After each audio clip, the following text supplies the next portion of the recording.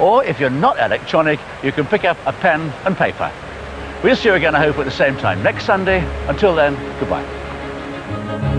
And next week on Countryfile, the peril of flooding and the natural ways to prevent such natural disasters. And for all the latest countryside news, tune in to Farming Today, every Monday to Saturday on Radio 4.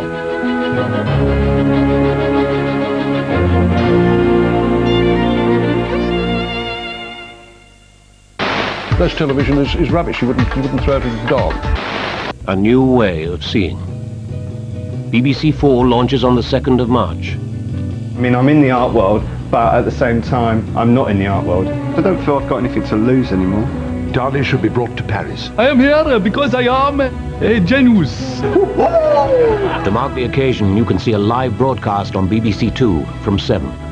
Join Robert Hughes in Goya, Crazy Like a Genius. Spain had almost no tradition of the nude, and Goya was, to a degree, breaking the mold. Part of the launch night on BBC 4. Everybody needs a place to think. Into the Afghan minefield panorama with the Paras hoping to bring security to war-torn Kabul. Tonight at 10:15 on BBC One. Now John Humphreys on the record.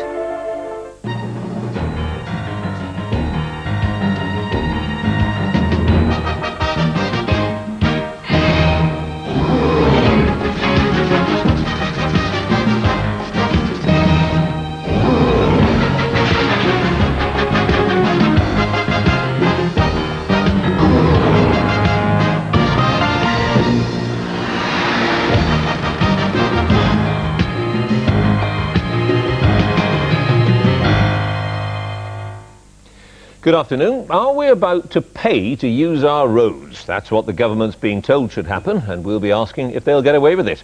Has the government been getting its foreign policy from the Conservatives? I'll be talking to the Shadow Foreign Secretary, Michael Ancram. Labour's backbenchers tell us that Tony Blair's got a fight on his hands if he wants to back President Bush in more wars on terrorism. And we'll be talking to the politician who uncovered what Mr. Blair calls garbage gate. That's after the news, read by Darren Jordan. Thanks, John. Good afternoon. The Transport Secretary, Stephen Byers, is facing more controversy this morning over the running of his department. His former Chief Press Officer, Martin Sixsmith, is claiming that Mr. Byers announced that he'd resigned when he hadn't. The Conservatives' transport spokesman, Theresa May, says that Mr. Byers had compromised the impartiality of civil servants and should resign. Martin Sixsmith turning up for work in the job he thought was secure. But later that same day, it was announced that along with Special Advisor Joe Moore, he'd resigned.